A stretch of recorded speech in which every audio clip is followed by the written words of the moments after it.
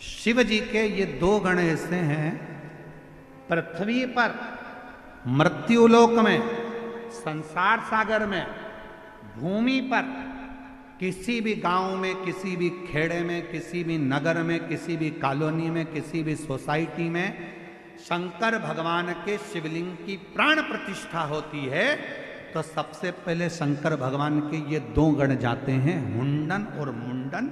ये देखने के लिए जाते हैं कि प्रतिष्ठा वहां हो गई, और प्रतिष्ठा होने के बाद ये हुंडन मुंडन नंदी से जाकर कहते हैं, नंदीश्वर शिव जी से जाकर कहना, बाबा भोलेनाथ जी से जाकर कहना कि इस कॉलोनी में, इस पृथ्वी पर, इस जगह पर भगवान शंकर की प्राण प्रतिष्ठा हुई है। जिस दिन प्राण प्रतिष्ठा होती है उसी दिन शाम का समय, प्रदोष काल का समय, संध्या का समय शंकर जी नंदी पर बैठकर उस शिवलिंग में जाकर स्थापित हो जाते हैं। ये प्रत्येक शिवलिंग की कथा।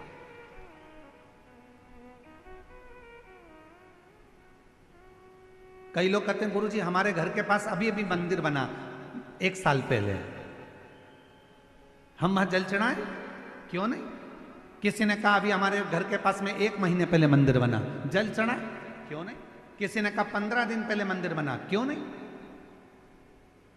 पूरे पृथ्वी पर अगर कहीं पर भी शंकर के मंदिर का निर्माण होता है या शंकर भगवान की शिवलिंग की प्राण प्रतिष्ठा होती है, शिवलिंग अगर कहीं रखा जाता है तो शंकर भगवान हुंडन मुंडन 2 गणों के कहने पर नंदी के साथ बैठकर जाते हैं और उस शिवलिंग में प्रदोष काल में शंकर जी स्थायी रूप से उसके अंदर विराजमान हो जाते हैं। उस पे जल चढ़ाओगे उसका फल मिलना प्रारंभ होगा। कई लोग हमसे प्रश्न करते हैं क्यों गुरुजी आप इतने उपाय बताते हो, क्या ये सारे उपाय हम घर के शिवलिंग में कर सकते हैं क्या? घर के शिवलिंग के अंदर कर सकते हैं क्या? तो हम उनसे कहते हैं नहीं, अगर कोई उपाय करना है तो आपको मंदिर के शिवलिंग में जाकर करना है।